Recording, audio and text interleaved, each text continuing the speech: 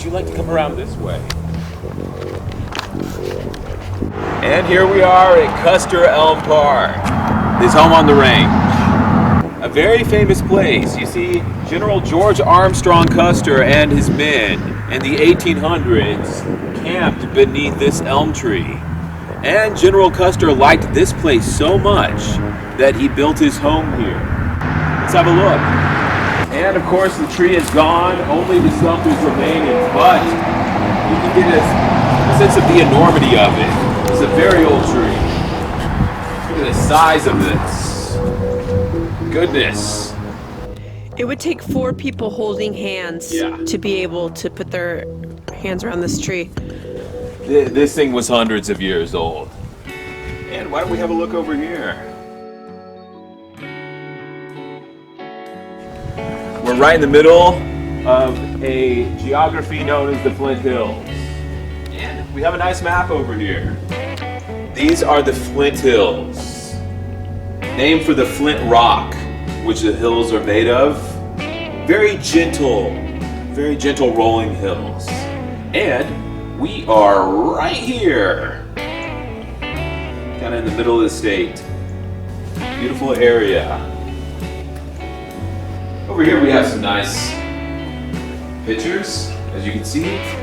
We're in the central part of the state here, Council Grove, north of Strong City and Cottonwood Falls.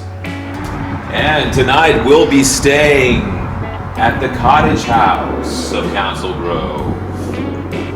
A very beautiful and fancy old cottage from the 1800s, but it's also a very spooky cottage because they say there's a ghost living there. And tonight we're gonna find out. So hang on to your hats because there may be a ghost in the cottage this evening.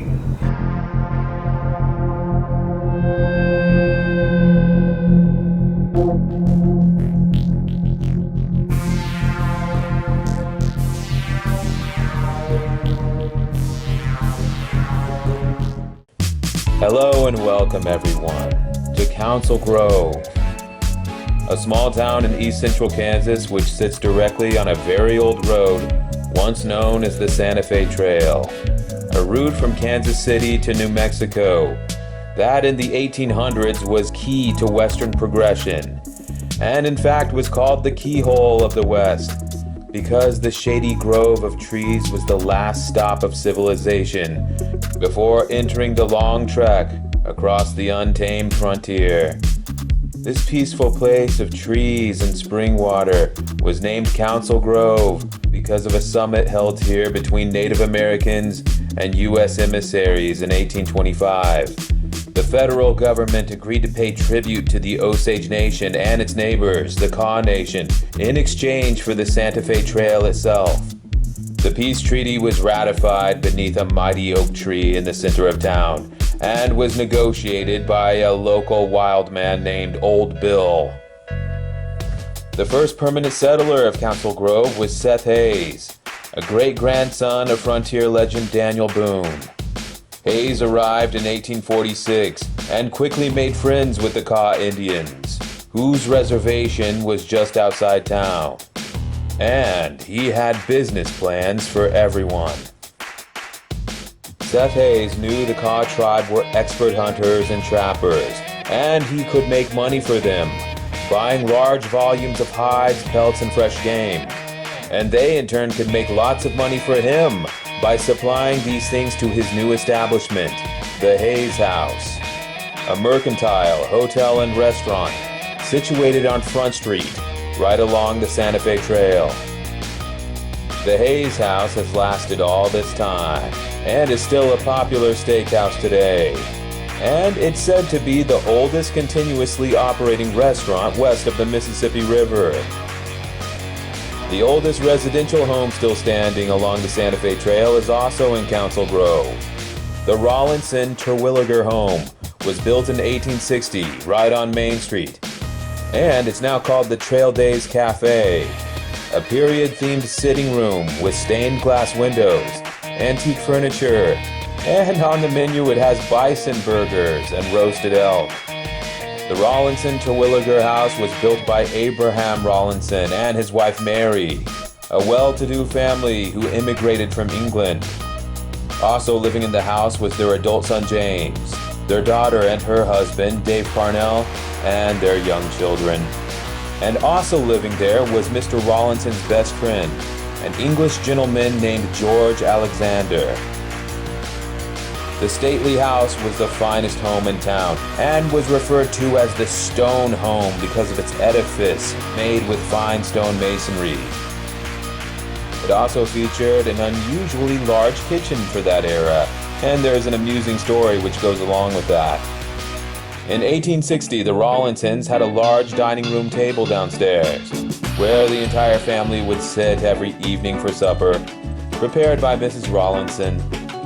Sumptuous dishes on fine china, ladled with gravy, multiple course meals supplemented with rolls, cakes, and dessert, enjoyed by all, except for George Alexander, Mr. Rawlinson's lifelong friend and houseboarder, a refined English gentleman of slight frame, who at the table would smile at everyone and make polite conversation while pushing his peas and carrots around on the plate, until eventually excusing himself and discreetly carrying his dinner out the back kitchen door. Mrs. Rawlinson, observing this night after night, would change recipes, try new things, but the polite and soft-spoken man would barely touch his meal, only run out the clock and then dispose of his food through the kitchen doors. But one night, Mary Rawlinson had finally had enough and said, "George Alexander, for weeks I have watched you pick at your plate and barely eat 2 bites. Because you are a family friend, I have held my tongue, but if you really dislike my cooking so much, tell me what you would like, so we can stop wasting food, having you scrape it out in the yard." George Alexander looked her in the eyes and said, "Mary, I have never thrown away your delicious food. At night, I've been taking my dinner outside and sharing it with the Indians." Yes, George Alexander had quietly been giving food to others, in a discreet and gentle way so as to never make the recipients feel awkward or inadequate. Native children who may never have tasted pie or cake unless he had brought it outside to them. And since he had befriended so many in the town front along the Santa Fe Trail, his welcoming overtures felt like genuine friendship and not any sort of patronage. Mary Rawlinson was so pleased to hear this that it gave her an idea. Why stop there? Why not take the initiative and do more? She told her husband, Abraham, that she needed a bigger kitchen right away to start hosting large dinners at the house. But not for fancy people, for hungry people. Anyone who wanted food, or conversation, or just to sit in a warm place at a good table for a while. And henceforth, almost every night, they'd invite people passing through on the Santa Fe Trail.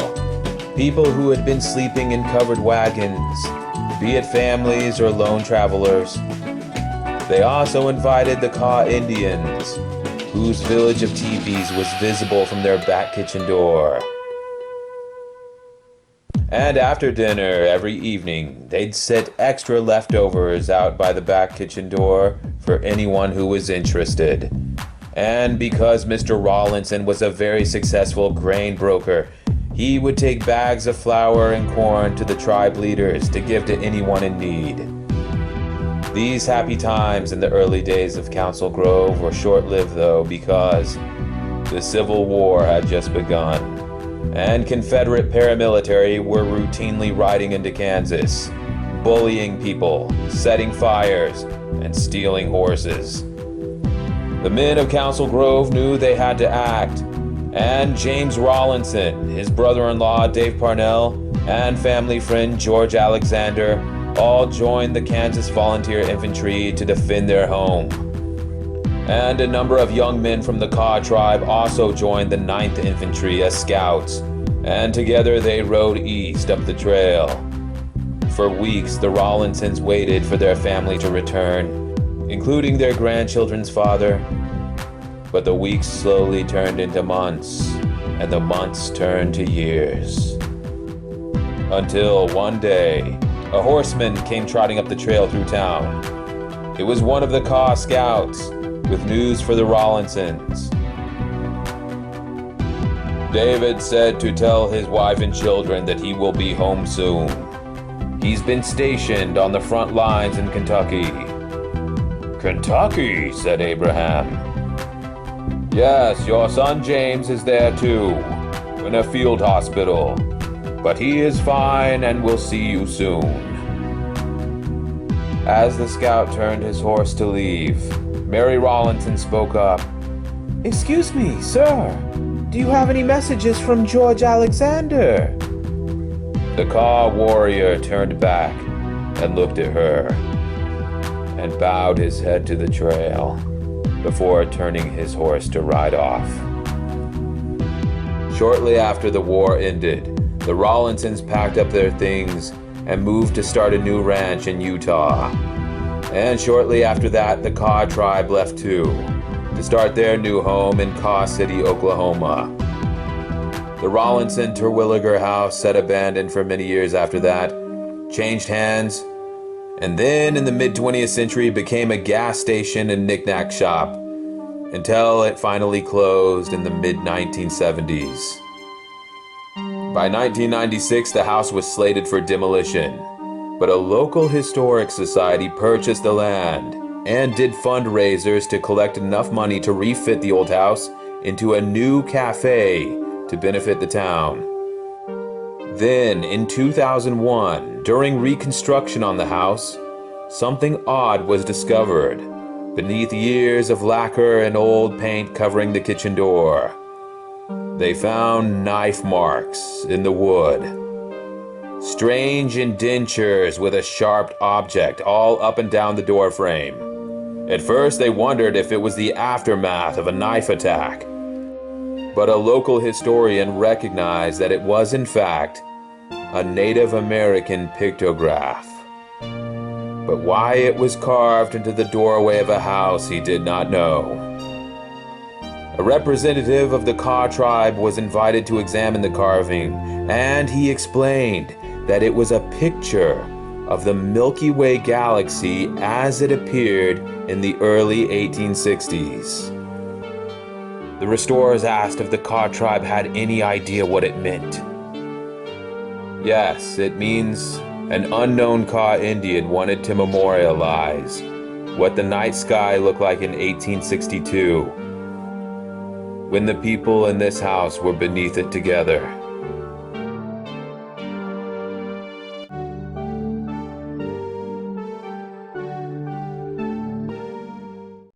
By 1873, the last of the Kaw had moved on, but the tribe had one final request. They asked that the trees of town not be cut down. In modern times, an 8-foot-tall bronze statue of a Kaw brave was constructed in the tree grove. The guardian of the grove, as it is called, is a symbol of the 50-year-long peace between the founders of this special town. The guardian statue, built at the behest and blessing of the Kaw tribe, is so intricate and so lifelike that people visiting the park feel he's like a real person watching over the town.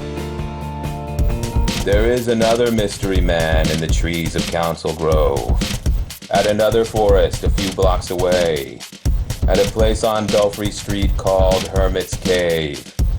The story began one day in 1863 when a lone figure came walking into town behind a wagon caravan. It was a tall man in long black robes, with a wild beard. He said nothing and would not look at anyone. The dark figure just walked to a wooded area on the edge of town and disappeared into a small overhang cave on the side of a lonely hill. He came to be known as the Hermit because he talked to no one and would scare people walking by in the woods who saw his cave. The hermit carried one thing with him, a sack of cornmeal that he would eat for his food. But before long, the sack ran out, and the hermit showed up one day at the Last Chance store, a supply store in Council Grove for wagoneers beginning their journey down the trail. In 1863, the area was facing a severe drought, and the hermit offered them a deal. In exchange for one pouch of cornmeal, he would make it rain. The people of Council Grove were doubtful, of course, but figured what was there to lose, and agreed to this barter. The strange man went out to the town street, removed his heavy robes, and started dancing in circles and singing. That night, the clouds billowed over Morris County and burst into rain, and the town rejoiced. News spread of this feat, and the hermit was asked to repeat this magic for other farms and towns nearby. 7 times in total, with 7 rainstorms being delivered, and 7 bags of cornmeal being delivered to the hermit as payment. But then, one day, something shocking happened.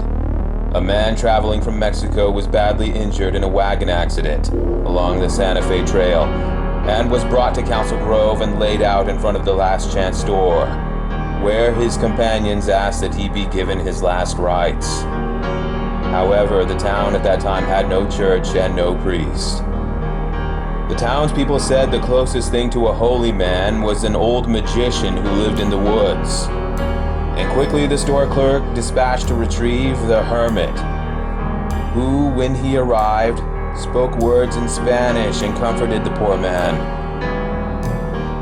and said, "This man does not need a sacrament. He needs medicine. I shall prepare it for him." He left for the woods again and returned with an elixir to ease the man's pain. Before sunrise the next day, the fever began to break, and it became clear the man would survive. The townspeople marveled at the concoction that healed the dying man, to which the hermit told them, "It is the same medicine which saved me." Then the hermit further proceeded to tell them that his real name was Father Giovanni Maria di Agostini, and that once he had been a priest in Italy. But in a chance encounter with a nobleman's daughter, he became enraptured and began a secret romance, complete with hand-delivered letters and moonlight rendezvous. Until one dramatic night, he received word from her that their dalliance had been discovered, and her powerful father had contracted the Jesuit order to have him killed. The noblewoman used her resources to arrange immediate departure for him on a cargo ship to Brazil, where he began a new life as a street preacher. But his message of the Bible being for everyone was ill-received by the clergy class, and he was chased away from towns. He continued wandering like a vagabond through Central America, until finally the fates found him alone on the Great Plains of America. A broken-hearted man without money, food, or water, and finally collapsing for dead on the side of an old trail. He awoke sometime later in an Indian teepee, still sickened and weak, but being nursed back to health by a medicine man who brought healing potions to revive him. In the following weeks, as he recovered, he became good friends with his rescuer. And it's also where he learned about the rain dance, which he used to later help Council Grove. But eventually, the day he feared arrived. When Indians in the village returned from an afternoon trip to a nearby trading post, and said there were men asking about him. Men who looked like him, and also sounded funny when they talked like him. For the tribe's safety, he knew he had to put distance between them. Quickly said his goodbyes and went back to the Santa Fe Trail and began walking for several days. until at Council Grove he saw the little cave in the woods where he could resume his life of hiding. And now that his actions had once again drawn attention to his identity, it was time to continue down the trail. The people of Council Grove said goodbye to the Hermit and watched as he picked up his sack of cornmeal and continued westward, disappearing with the setting sun.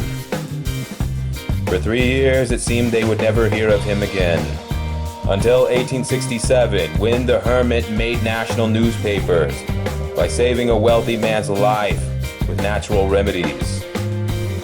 Giovanni Agostini had been working as a street magician in Las Vegas, New Mexico, and in 3 years had become so famous that people traveled from afar just to see him perform. The citizens of Las Vegas celebrated him so much they helped build a fortified cave for him to live in on a nearby mountain called Hermit's Peak. It was there in his cave he was found murdered in 1869 with a knife in his heart by assailants unknown. And in Council Grove, the legend of Hermit's Cave has continued down to this day. Very recently, a man walking down Indian Monument Trail said he saw a man in black robes standing next to the Ka monolith. The poor witness became so frightful he ran away. And in the woods by Belfry Street, a group of boys riding their bicycles home one evening told their parents they had seen a wizard standing in the trees.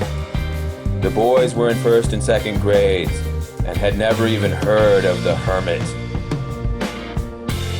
But there is still another mysterious character in the town, located exactly halfway between the Guardian of the Grove and the Hermit of the Woods.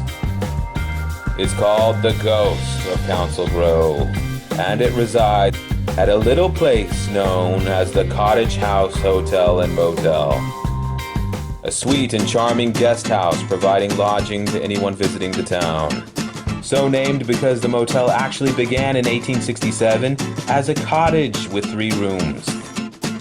But over the turning of 2 centuries, the little house kept being built on and added to, and is now still standing 150 years later as a fairy tale themed miniature castle with 36 rooms. From the outside, it almost looks like a playhouse for a gingerbread man to run through. But inside, there's something much more sinister which lurks behind the curtains. A ghost, they say, which follows and monitors all visitors. You will find accounts online, for instance, of a guest who placed his contact lens case on the bathroom sink, only to have it whacked through the air by an invisible hand. Other stories, too, of moans and groans from the hallways. The terror of feeling at night that someone is watching you. And most frightening of all, a glowing ball of light, which appears after midnight, hovers in place and flickers like a candlestick flame.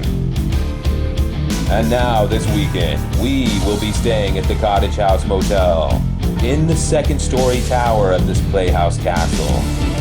And we are determined to find out for ourselves what keeps happening here at night. And we could certainly use your help on this case. You're very welcome to come along with us.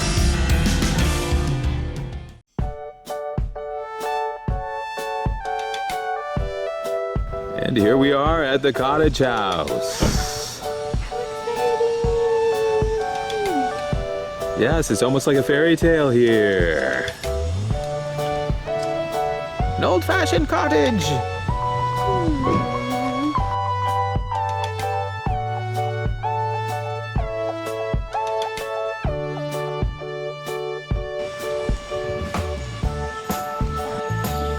And I happen to know you love cottages.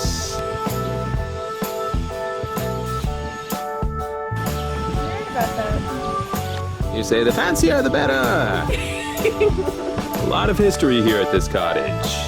We're getting some gear while we're here. Gift card. Oh, we're getting some collectibles. I see the decor is right up your alley. Yes, yes. And we have a bear. There's a bear. There's a bear waiting to greet.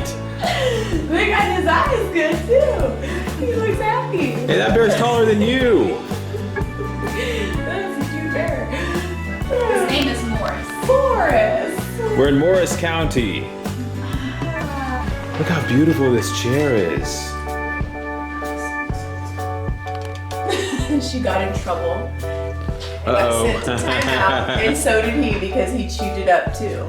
They're both in timeout. How cute is that? They're in timeout together. Very sad. Some old pictures from the building here. The old black and whites.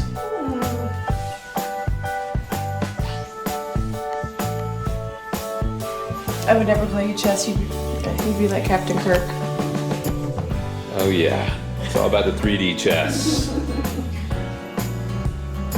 Oh wow, have you seen some of these old photos of the cottage? This cottage goes back to the olden times.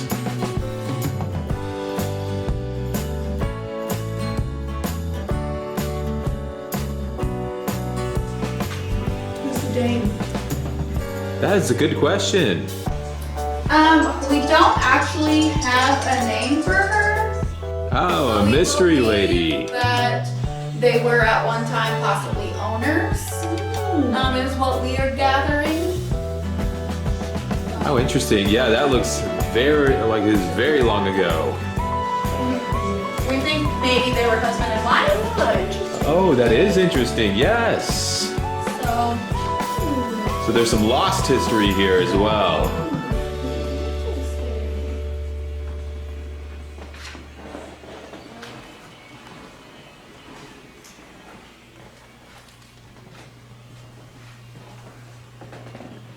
Oh my goodness, this furniture. This furniture. Oh, I could sit on a couch like that all day. I'm almost getting like a deja vu feeling of Wow, yeah. what? Strange feeling down this hallway. The first video we ever did together is at the Wolf Hotel. The Wolf Hotel in Remember Ellenwood. when you came up the stairs from the Wolf Hotel? Yeah. It's like you're walking up the stairs and then you turned and the hallway was there. Yes, It was a small hallway like this. there's something about this hallway. It's almost like The Shining. Yes. The hallway is almost moving. Immediate. I was talking about my feelings. Twin beds. This must have been for the brothers and sisters. Oh, great photo shot of these native pictures are just great. Oh, wow. Yeah. Oh, I love this one. That looks like you. Daddy.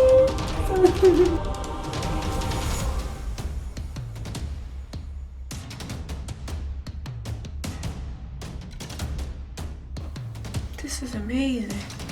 Yes, it's a map of Native America. And we are right here. Interesting.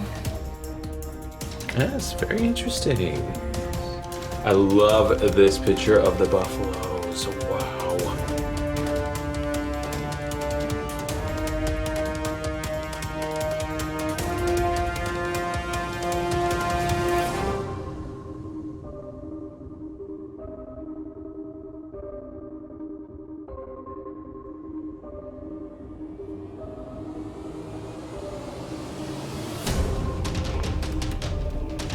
Is there a second story to this?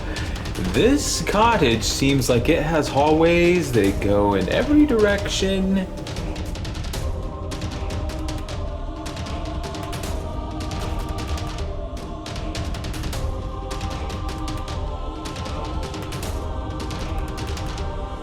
An old telephone. And I believe if you walk up the stairs here. Ah.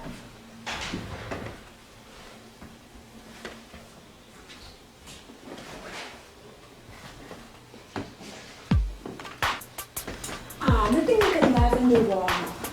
Very beautiful. Just love it.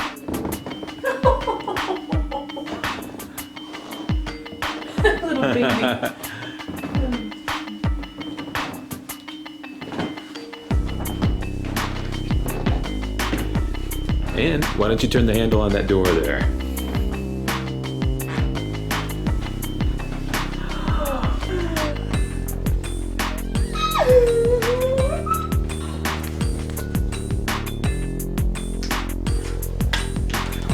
Well, I think I found my spot.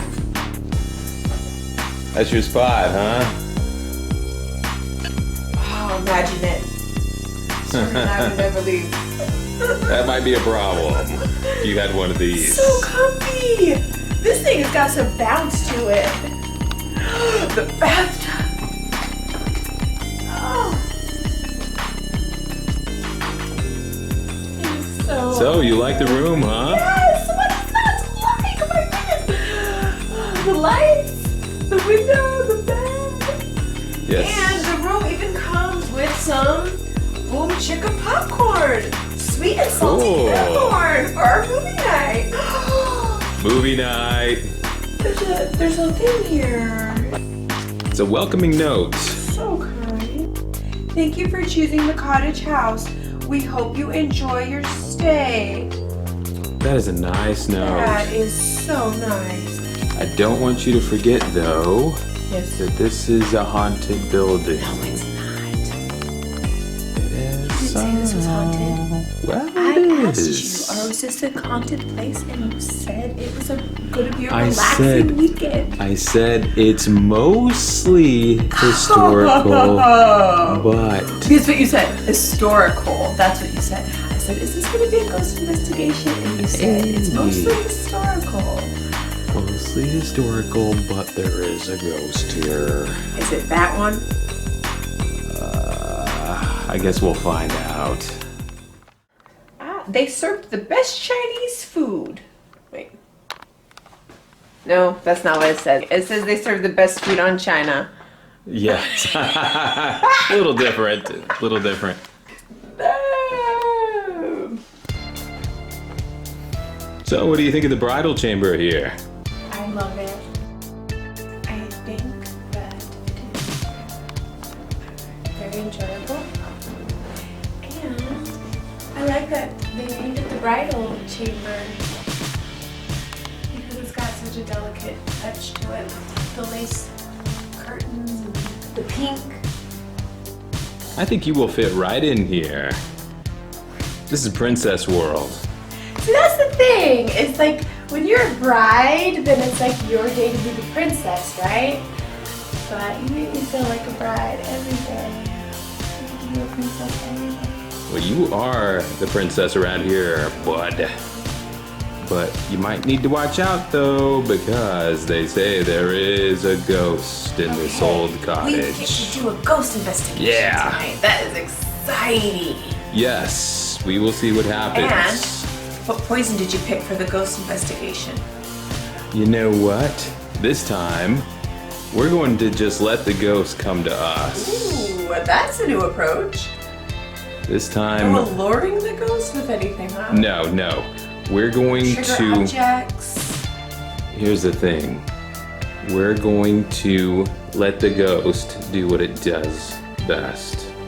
We're going to pretend not to notice the ghost, but we're going to have this camera running, and we're going to see what The extra happens. batteries, because I think Yep. we're gonna need them. Oh yeah, we've got batteries, we've got the plug-in, we got the charger. We're going to keep this camera running, and we are going to see if there's any unexplained occurrences tonight. It may get spooky tonight. We will find out. This is a great view. It is. It's almost a vertigo where the dimensions of everything seem unusual. It's true. I feel like I'm so much further from home than we are. I love the fact that we're in the turret of the cottage. Yes. We're in the top. Yes. We're in the top fortress level. I didn't even realize that, but that's why it's circular. Yep. Oh We have reached the top level of the video game. my gosh! What a great detail. Now I have to look out the window. We have a lot of exploring to do. Well, we better Are you head out. ready? It may get spooky tonight. We will find out. But in the meantime, we have much more exploring to do around town. If you are ready, shall we? All right, the exploration begins. And we'd like to welcome you now to our little tour of downtown Council Grove here. We hope you enjoy. We enjoyed this area, this beautiful balcony and staircase. Julianna felt it was like an old Presbyterian church there. We also love the carpet here in the cottage house. It is, of course, new, but it has that Victorian feel, a very thin carpet with no padding on hardwood floors. Love this gazebo area. Beautiful gazebo porch. I could have sat there all day with a pitcher of lemonade. That's just the kind of guy I am. I could have spent a whole afternoon there, but we had to go. We also love this apartment building across the street. Great housing for people in the neighborhood. A lot of people live there. And this street is called Neosho Road. And we almost felt like we were in the English countryside. The whole neighborhood feels that way. You actually don't see a lot of cottages here in Kansas. It's maybe they have them in New England and places, but you don't see buildings just like this. We felt like we were on an English TV show. Just the way it looks. And right to the left over here is the bar that is very convenient. People can just walk to the motel right over to the bar over there. And inside the cottage house is the antique store. You see the mural there. And we got a couple of coffee mugs, we got a couple of t-shirts, and they threw in a few surprises. We got a free library bag. Now that across the street is the Farmer Drover building, an iconic building of the town here. And we felt bad standing on these street corners because cars kept stopping for us just to let us cross. We weren't used to that. They don't do that in the city. The people in Council Grove were so friendly, it was crazy. This is the Hayes House, of course, very famous restaurant. We love how the outside of that looks with the porch on the second story. This building almost burnt down in the 1800s. There was a large fire there and the restaurant almost didn't survive, but it did. Now this is the Neosho Riverwalk area. It's a sidewalk that goes all around the Neosho River here, which means dark churning water. And we felt that was a very appropriate name for the river here because it's dark. It's very soft, but dark. Look at this beautiful covered wagon. It's so authentic looking. This is what people crossed the continent of North America in. All their belongings, their whole life just fit right in here, and their children slept in there and everything. And they crossed a huge unmapped territory. It's astounding. We just loved being here at the Neosho River. This is so gentle, so beautiful. We wish we had gotten to go way back there and explore that whole park area. We just didn't have time. Maybe on another occasion. And by the way, the Riverwalk is shaped like a keyhole. And here at the Guardian of the Grove statue, if you see the circle around the bottom of it, that also is meant to symbolize a keyhole. You see, the Kaw tribe love keyholes. They believe it's magical, the idea of a metal key that can open a door, and it became something symbolic for the tribe. And in fact, the statue, he has a metal key and a lock on his chest because they believe it's magic, that a metal key can open a door. This is the peace tree, and this is not an old tree. This was planted very recently as a symbol of the future for Council Grove. It's not dead history here. This is a modern town that is moving forward in the same spirit. And right behind us is Council Grove. This is it. This is the tree line where wagons began their trek across America. It's incredible. This statue is called the Madonna of the Trail, and it symbolizes the sacrifices made by women and mothers who were also a huge part of Western progression. Now right here is the post office oak, and it's called that because it served as the actual post office back in the 1840s, 50s, and 60s.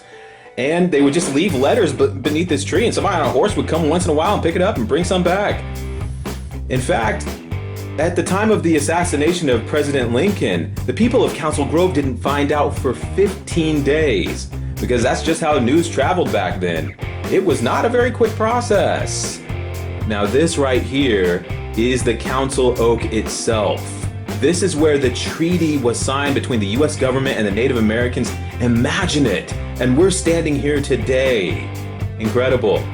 And an interesting factoid is that even though we're 1 mile away from the Kaw Nation, this is where the Osage Nation signed the treaty, because the Kaw hunters were following the buffalo. They weren't home, as you would say. They were not at home.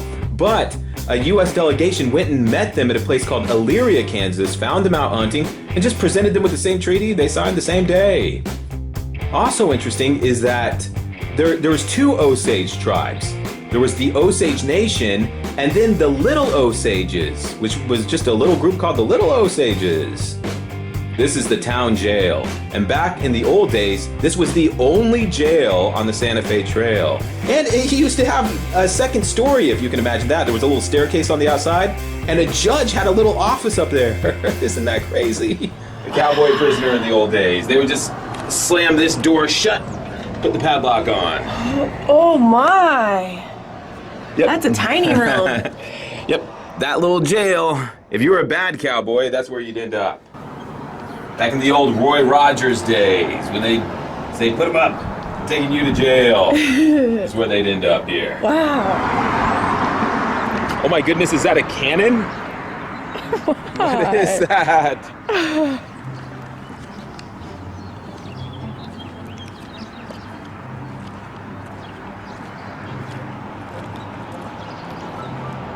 What is this machine? I don't even want to know. I'm going to pretend it's a cannon. Okay. It's gonna pretend it's a cannon? We don't even know what this machine is. What is this? Oh, wait, I spy with my little eye a cheat Oh, sheet. it's a diesel engine. It looks like a cannon, though. Yeah, My I thought goodness. this was a giant weapon. Apparently it's a diesel engine. Hey, let's look at this diesel engine. Man, I bet there were some dad speeches going on about this one. Oh, yeah. Lots of gray hairs around a table just talking about how great that engine is. Hey, I found another little cottage back here. I think it's the perfect size for you. Oh, let's take a look.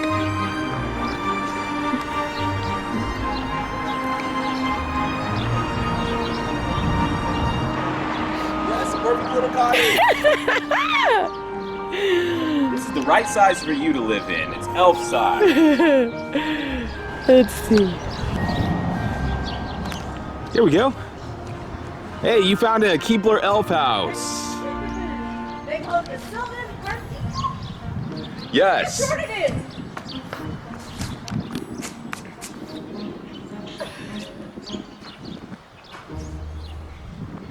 We can play ice cream stand. Hey.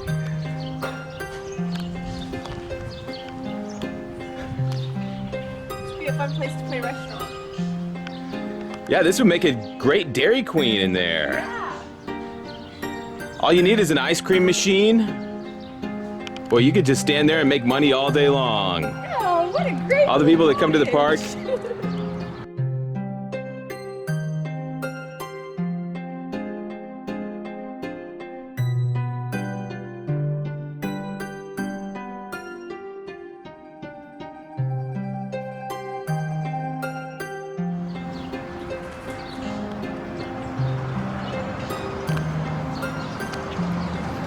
Well, what do you think of this little house? Here. I think it's a nice place to come have a picnic. Yes, this would be a great picnic spot. Chair, too. We can spend all day here. Yep, perfect little cottage.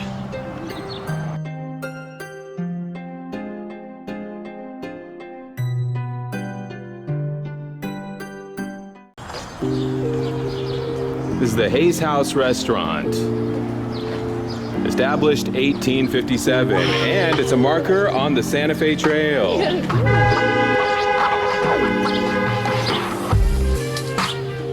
This is a well-furnished store. Yeah, the natives could purchase guns here. With blankets and flour and tinware. This building was established by the great-grandson of Daniel Boone. Wow. It says that the Kaw Indians spent $15,000 here. That's hard to even A imagine. very popular store.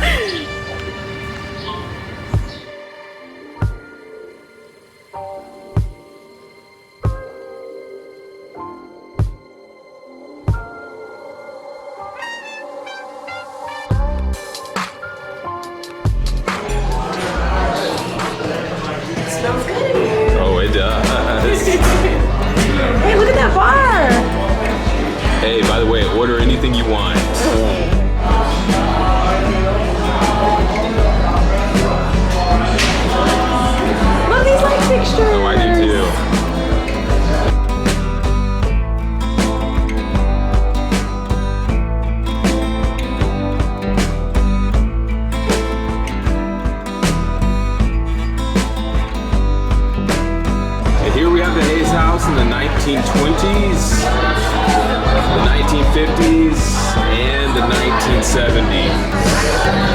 This building has been around a long time.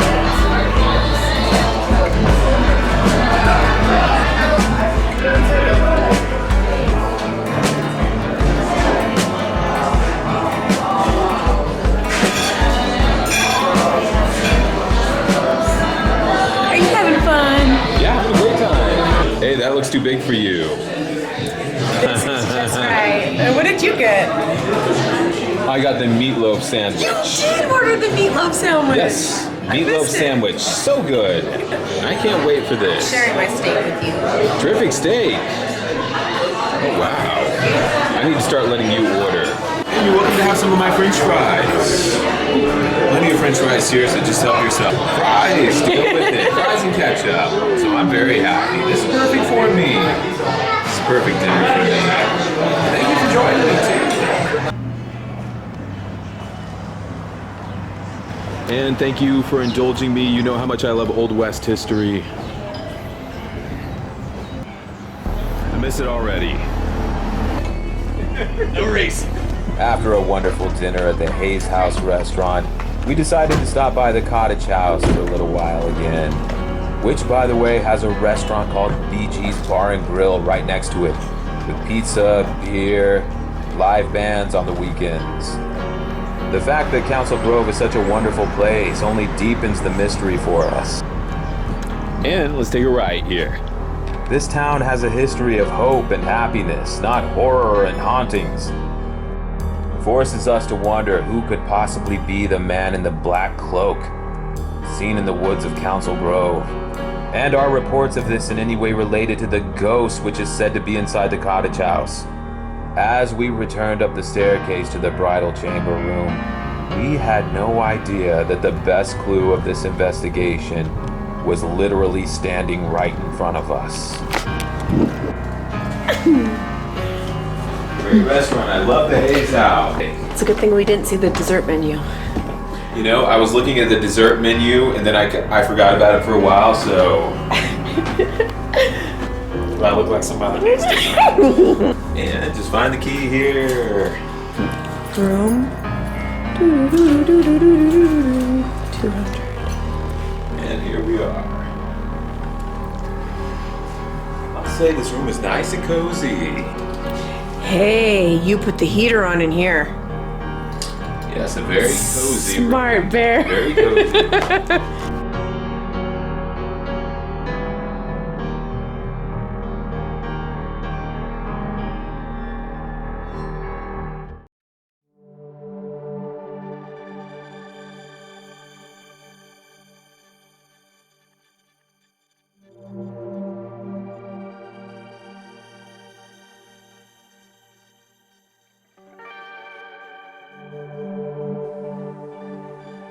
Continuing south of town past city limits will take you down an old dirt road that once led to the Kaw village.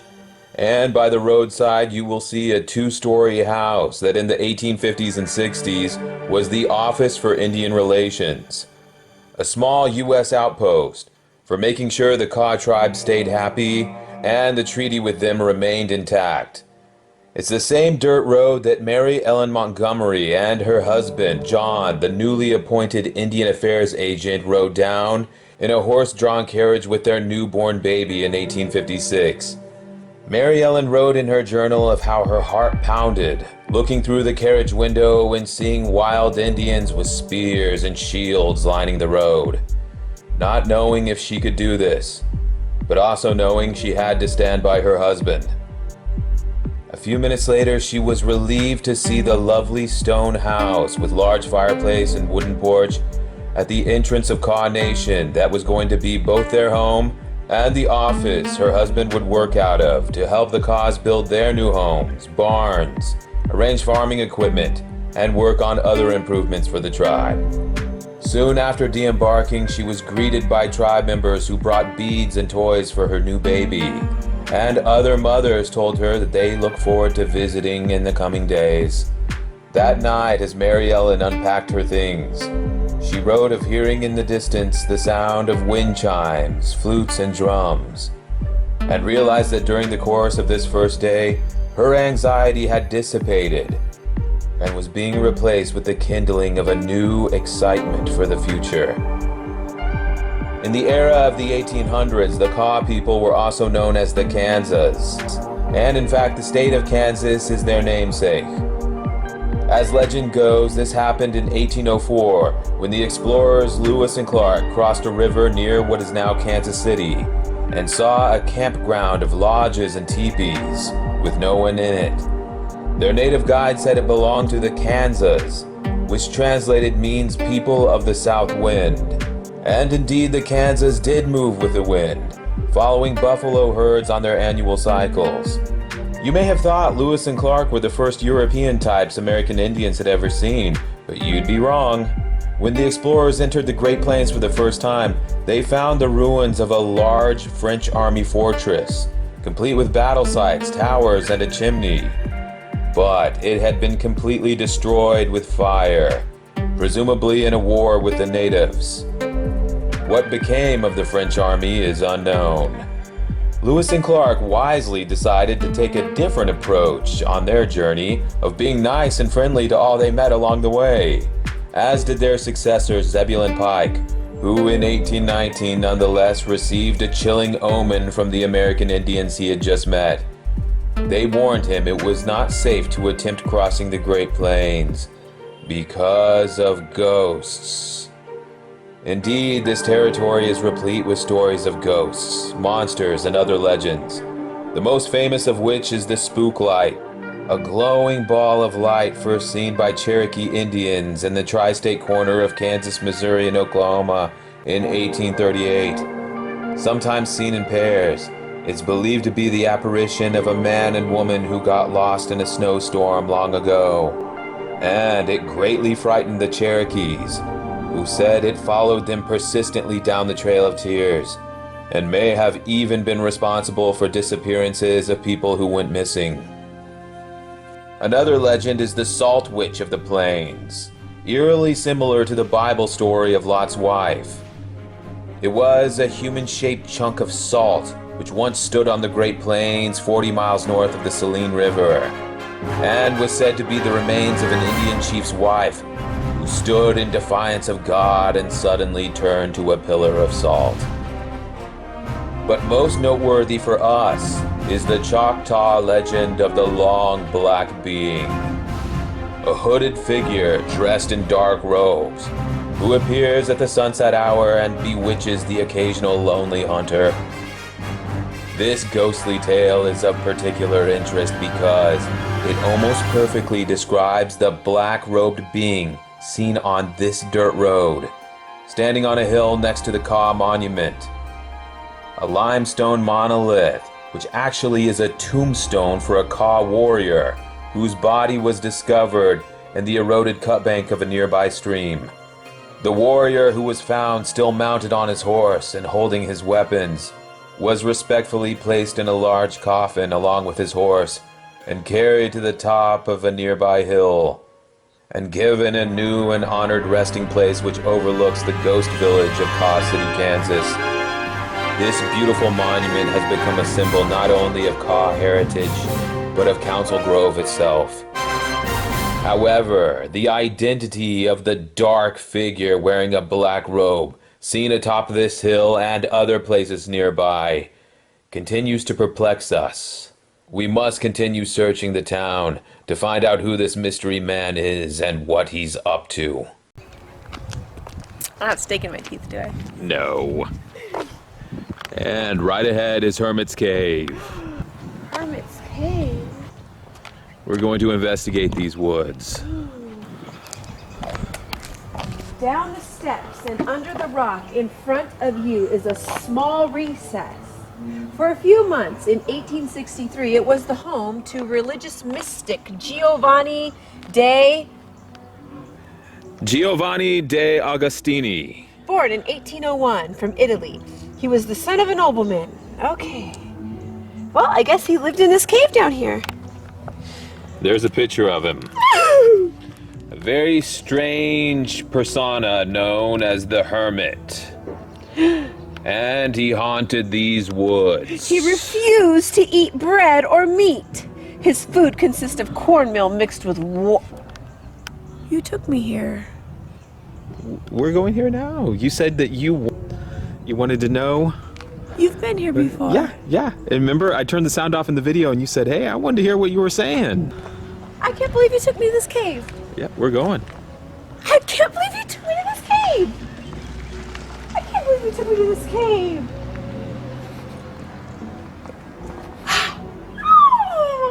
We're here.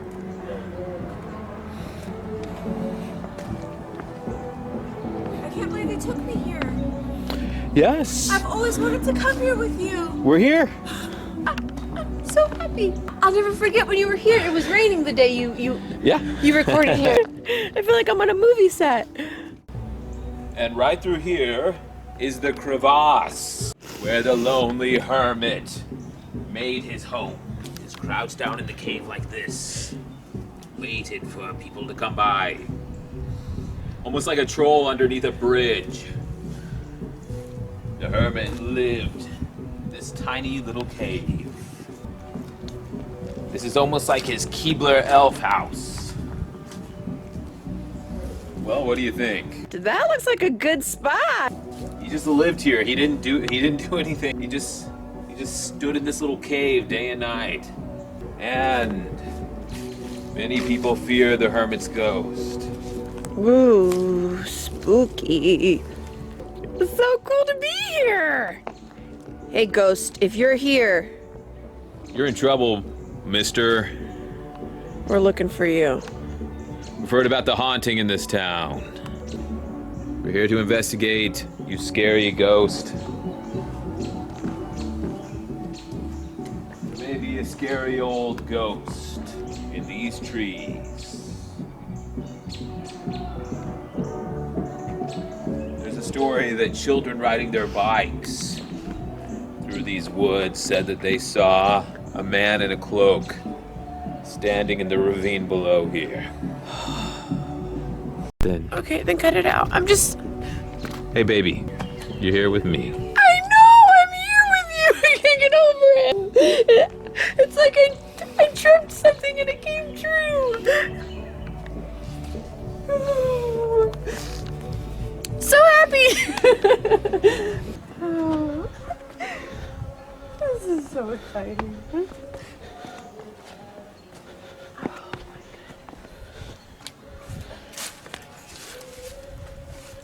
Stories of a ghost in this cave. Now you're here again. But with me. I'm here with my buddy. So cool. Hey, we're having a cool weekend. I watched this episode so many times. And the rain started falling on you in the middle of you cammering. I'll never forget it. Hey, we're having a great day. Now, upwards and onwards, please. And onwards.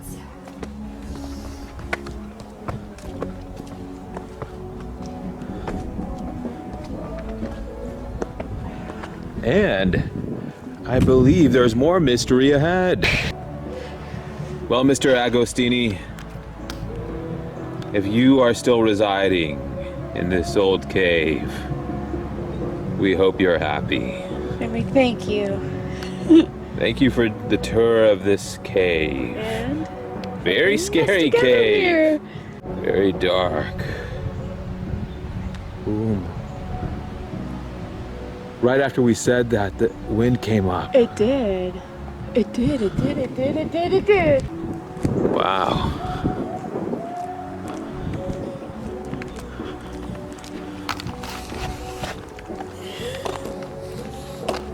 More investigating ahead. This evening's mission is just beginning. And thank you all for coming along. We're glad you're here.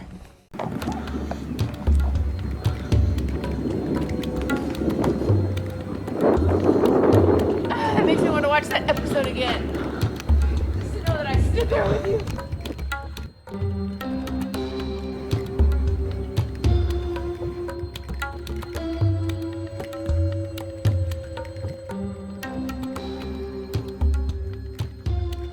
In the pages of folklore, A ghost is said to be the soul or spirit of a deceased person who reappears and seems to still be living somehow.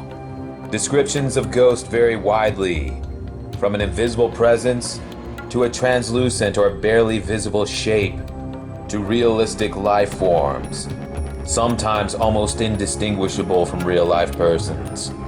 Ghosts are usually described as solitary human-like presences, haunting particular locations, objects, or individuals. According to a 2009 study by the Pew Research Center, 1 out of every 6 Americans say they have seen a ghost. The name ghost comes from an Old English word, Gast, which may derive from an earlier German word, Geist, which literally means atmosphere of mind, and surely had the same origin as the Norse word Gesa, which means spirit of rage. The original definition of these very old terms describes the animating principle of the human mind, both of the living and the no longer living. Later, the term also came to denote any good or evil spirits, such as angels and demons. The Anglo-Saxon Gospel of Matthew refers to a demonic spirit possession as a ghast, and the same term is used interchangeably with the Holy Ghost of God's Spirit. The now prevailing definition of ghost is a spirit being, appearing in visible form, emerged in the English language of the 14th century, and as time progressed, it applied more and more to something seen optically. The common synonym specter comes from the Latin spectrum, which indicates light. Another associated term is the French word phantom, which reflects the idea of fantasies. The German word poltergeist means noisy ghost, and it originates from real-life accounts of families and households with so much anger that doors would slam on their own, furniture would scoot around, and cups and plates would even break.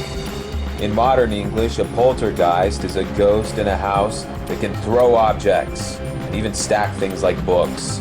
In Ireland, they have something called a fetch, which is the ghostly image of a person who is still alive. In Scotland, a wraith is a ghost that spins in the wind, which may have come from the English legend of the Will o' the Wisps, dating back to at least the 1500s, when people walking through wet meadows in England would see small pockets of fog rising up in the shape of a person. This seldom seen but now scientifically verified event would randomly be observed by early morning travelers on English moors, and so the legend began. The same phenomenon may be at play in the American Deep South folklore of haunted hollows. Isolated areas of thick swamp gases rising up and fooling people like ghosts. Later in the 20th century, it was theorized and then proven that the oxidation of phosphine and disophane from the organic decay of swamp materials also releases photon emissions, which can spontaneously ignite when mixed with oxygen in the air. The scientific term is ignis fatuus, and it's almost certainly the source of the jack-o'-lantern myth of the American South that spread wildly in the 1800s, when people walking through bogs and marshes by candlelight unknowingly would ignite small balls of flame at an eye level in front of their faces, and for a split second believed that they had seen a fiery orange face zoom up and attack them in the dark. These handed-down experiences from Irish and English immigrants may have also inspired the Headless Horseman of the 1820 book Legend of Sleepy Hollow. The scientific reality of ignitable aerial phosphates has also been offered as a very plausible explanation for the spook light of the Missouri-Kansas border, which sits on the corner edge of the marshy Ozark Mountains, and may have been an unusual sight for nighttime passers-by on Route 66 highway, not expecting to glimpse a distant ball of luminescent swamp gas.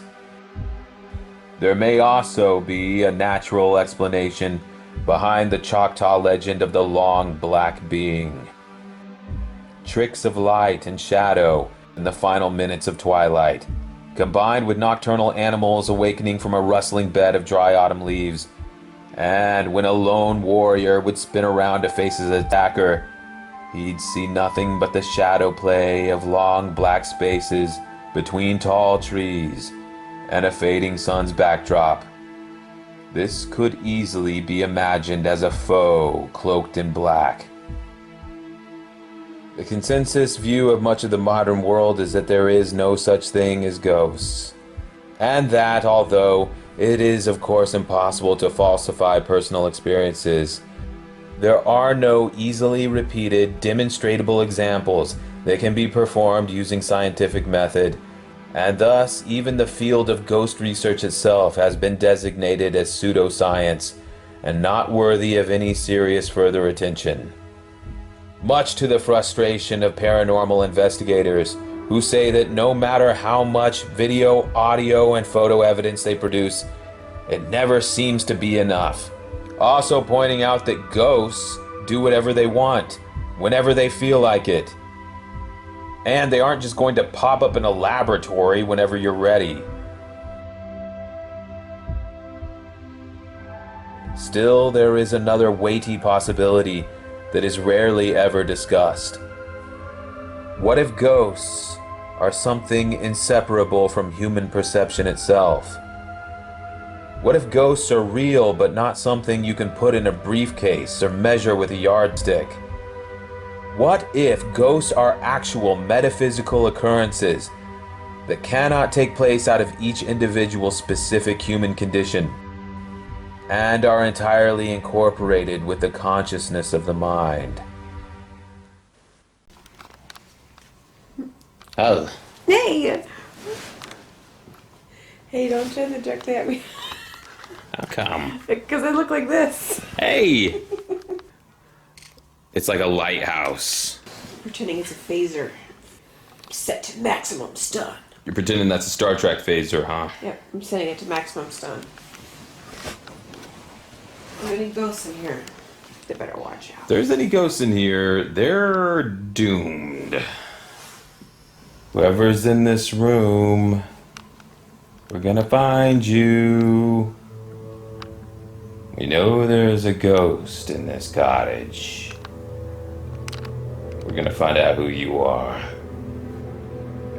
You're in a lot of trouble.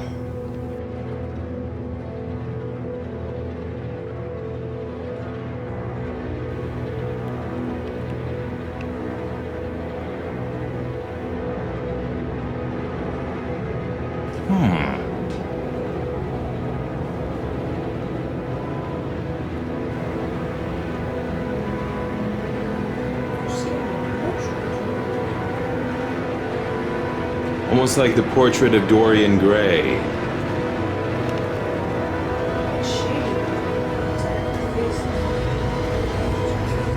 You see that flickering on the door. Yes. You see that flickering? Oh my god, is that an orb?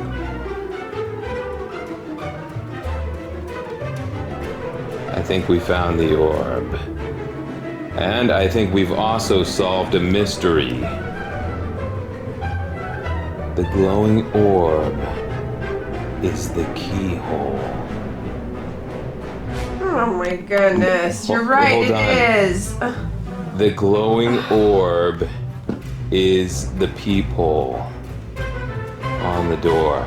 And the reason it is pulsating is because outside there is a chandelier with a fan. The pulsation is the fan crossing over the light bulb again and again.